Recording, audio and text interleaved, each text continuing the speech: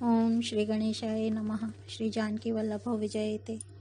अयोध्या कांड को आगे बढ़ाते हुए दोहा नंबर 314। दीन बंधु सुनि बंधु के बचन दीन छलहीन, देश काल अवसर सरिस बोले राम प्रवीण, सियापति राम जय जय राम, मेरे प्रभु राम जय जय राम। दीन बंधु और परम चतुर श्री राम जी भाई भरत जी के दीन और छल रहित वचन सुनकर देश काल और अवसर के अनुकूल वचन बोले। हे तात, तुम्हारी मेरी परिवार की, घर की और वन की सारी चिंता गुरु वशिष्ठ जी और महाराज जनक जी को है। हमारे सिर पर जब गुरु जी, मुनि विश्वामित्र जी और मिथिलापति जनक जी हैं, तब हमें और तुम्हें स्वप्न में भी कलेश नहीं है। मेरा और तुम्हारा तो परम पुरुषार्थ, स्वार्थ, सुयश, धर्म और परमार्थ इसी में है कि हम दोनों भाई पिताजी की आज्ञा का पालन करें। राजा की भलाई, उनके व्रत की रक्षा, इससे ही लोक और वेद दोनों में भला है। गुरु, माता, पिता और स्वामी की शिक्षा, आज्ञा का पालन करने से कुमार्ग पर भी चलने पर पैर गड्ढे में नहीं पड़ता, पतन नहीं होता। ऐसा विचार कर सब सोच छोड़कर अवध जाकर अवधि भर उसका पालन करो। देश, खजाना, कुटुंब, परिवार आदि सबकी जिम्मेदारी तो गुरुजी की चरण रज पर है। तुम तो मुनि वशिष्ठ जी, माताओं और मंत्रियों की शिक्षा मानकर तदनुसार पृथ्वी, प्रजा और राजधानी का पालन रक्षा भर करते रहना। मुखिया मुख सो चाहिए, खान पान कहूँ एक, पालई पोषई सकल अंग, तुलसी सहित विवेक, सियापति राम जय जय राम, मेरे प्रभु राम जय जय राम। तुलसीदास जी कहते हैं, श्री राम जी ने कहा, मुखिया मुख के समान होना चाहिए, जो खाने पीने को तो एक अकेला है, परंतु विवेक पूर्वक सब अंगों का पालन पोषण करता है। राजधर्म का सर्वस्व सार भी इतना ही है, जैसे मन के भीतर मनोरथ छिपा रहता है। श्री रघुनाथ जी ने भाई भरत को बहुत प्रकार से समझाया, परंतु कोई अवलंबन पाए बिना उनके मन में न संतोष हुआ न शांति। इधर तो भरत जी का शील, प्रेम और उधर गुरुजनों, मंत्रियों तथा समाज की उपस्थिति। यह देखकर श्री रघुनाथ जी संकोच तथा स्नेह के विशेष वशीभूत हो गए, अर्थात भरत जी के प्रेमवश उन्हें पांवरी देना चाहते हैं, किंतु साथ ही गुरु आदि का संकोच भी होता है। आखिर भरत जी के प्रेमवश प्रभु श्री रामचंद्र जी ने कृपा कर खड़ाऊं दे दी और भरत जी ने उन्हें आदरपूर्वक सिर पर धारण कर लिया। करुणा निधान श्री रामचंद्र जी के दोनों खड़ाऊं प्रजा के प्राणों की रक्षा के लिए मानो दो पहरेदार हैं। भरत जी के प्रेम रूपी रत्न के लिए मानो डिब्बा है और जीव के साधन के लिए मानो राम नाम के दो अक्षर हैं। रघुकुल की रक्षा के लिए दो किवाड़ हैं। कुशल श्रेष्ठ कर्म करने के लिए दो हाथ की भांति सहायक हैं और सेवा रूपी श्रेष्ठ धर्म के सुझाने के लिए निर्मल नेत्र हैं। भरत जी इस अवलंब के मिल जाने से परम आनंदित हैं। उन्हें ऐसा ही सुख हुआ जैसे श्री सीताराम जी के रहने से होता।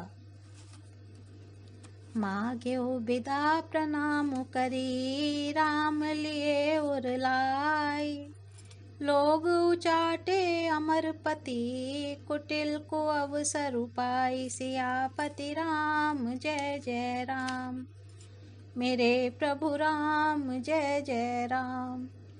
भरत जी ने प्रणाम करके विदा मांगी, तब श्री रामचंद्र जी ने उन्हें हृदय से लगा लिया। इधर कुटिल इंद्र ने बुरा मौका पाकर लोगों का उच्चाटन कर दिया। वह कुचाल भी सबके लिए हितकर हो गई। अवधि की आशा के समान ही वह जीवन के लिए संजीवनी हो गई। नहीं तो उच्चाटन न होता तो लक्ष्मण जी, सीता जी और श्री रामचंद्र जी के वियोग रूपी बुरे रोग से सब लोग घबराकर हाय हाय करके मर ही जाते। श्री राम जी की कृपा ने सारी उलझन सुधार दी। देवताओं की सेना जो लूटने आई थी, वही गुणदायक, हितकारी और रक्षक बन गई। श्री राम जी भुजाओं में भरकर भाई भरत से मिल रहे हैं। श्री राम जी के प्रेम का वह रस आनंद कहते नहीं बनता। तन मन और वचन तीनों में प्रेम उमड़ पड़ा। धीरज की धूरी को धारण करने वाले श्री रघुनाथ जी ने भी धीरज त्याग दिया। वे कमल सदृश नेत्रों से प्रेमाश्रुओं का जल बहाने लगे। उनकी यह दशा देखकर देवताओं की सभा सभी समाज दुखी हो गई। मुनिगण, गुरु वशिष्ठ जी और जनक जी सरीखे धीर धुरंधर, जो अपने मनों को ज्ञान रूपी अग्नि में सोने के समान कस चुके थे, जिनको ब्रह्मा जी ने निर्लेप ही रचा और जो जगत रूपी जल में कमल के पत्ते की तरह ही जगत में रहते हुए भी जगत से अनासक्त पैदा हुए, तेव बिलो की रघुबर भरत प्रीति अनूप अपार, भय मगन तन मन बचन सहित विराग विचार, सियापति राम जय जय राम, मेरे प्रभु राम जय जय राम। वे भी श्री राम जी और भरत जी के उपमा रहित अपार प्रेम को देखकर वैराग्य और विवेक सहित तन मन वचन से उस प्रेम में मग्न हो गए। जहाँ जनक जी और गुरु वशिष्ठ जी की बुद्धि की गति कुंठित हो गई, उस दिव्य प्रेम को प्राकृत लौकिक कहने में बड़ा दोष है। श्री रामचंद्र जी और भरत जी के वियोग का वर्णन करते सुनकर लोग कवि को कठोर हृदय समझेंगे। वह संकोच रस अकथनीय है। अतएव कवि की सुंदर वाणी उस समय उसके प्रेम को स्मरण करके सकुचा गई। भरत जी को भेंट कर श्री रघुनाथ जी ने उनको समझाया। फिर हर्षित होकर शत्रुघ्न जी को हृदय से लगा लिया। सेवक और मंत्री भरत जी का रुख पाकर सब अपने अपने काम में जा लगे। यह सुनकर दोनों समाजों में दारुण दुख छा गया। वे चलने की तैयारियां करने लगे। प्रभु के चरण कमलों की वंदना करके तथा श्री राम जी की आज्ञा को सिर पर रखकर भरत शत्रुघ्न दोनों भाई चले। मुनि, तपस्वी और वन देवता सबका बार बार सम्मान करके उनकी विनती की। लखन ही भेंटी प्रणाम करी, सिर धरि सिय पद धूरी, चले सप्रेम आशीष सुनी, सकल सुमंगल मूरी, सियापति राम जय जय राम, मेरे प्रभु राम जय जय राम। फिर लक्ष्मण जी को क्रमशः भेंट कर तथा प्रणाम करके और सीता जी के चरणों की धूलि को सिर पर धारण करके और समस्त मंगलों के मूल आशीर्वाद सुनकर वे प्रेम सहित चले। छोटे भाई लक्ष्मण जी समेत श्री राम जी ने राजा जनक जी को सिर नवाकर उनकी बहुत प्रकार से विनती और बड़ाई की और कहा, हे देव, दयावश आपने बहुत दुख पाया, आप समाज सहित वन में आए, अब आशीर्वाद देकर नगर को पधारिए। यह सुन राजा जनक जी ने धीरज धरकर गमन किया। फिर श्री रामचंद्र जी ने मुनि, ब्राह्मण और साधुओं को विष्णु और शिव के समान जानकर सम्मान करके उनको विदा किया। तब श्री राम लक्ष्मण दोनों भाई सास सुनैना जी के पास गए और उनके चरणों की वंदना करके आशीर्वाद पाकर लौट आए। फिर विश्वामित्र, वामदेव, जाबाली और शुभ आचरण वाले कुटुंबी, नगर निवासी और मंत्री जथा जोग करी विनय प्रणाम, विदा किए सब सानुज रामा, राम सिया राम जय जय राम, राम सिया राम जय जय राम।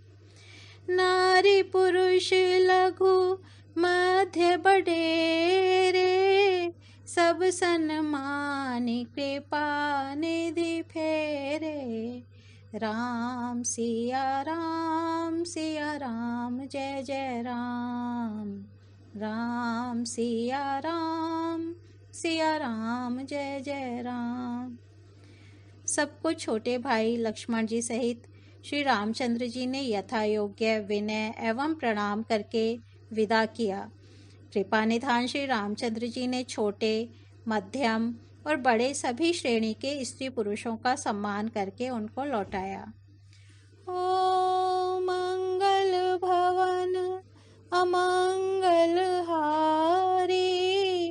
प्रभु सो दशरथ अजेर बिहारी। राम सिया राम जय जय राम। राम सिया राम जय जय राम। आज अयोध्या कांड को यहीं विराम देते हैं। कल इसका अयोध्या कांड का अंतिम शेष जो रह गया है वो कल सुनेंगे। धन्यवाद।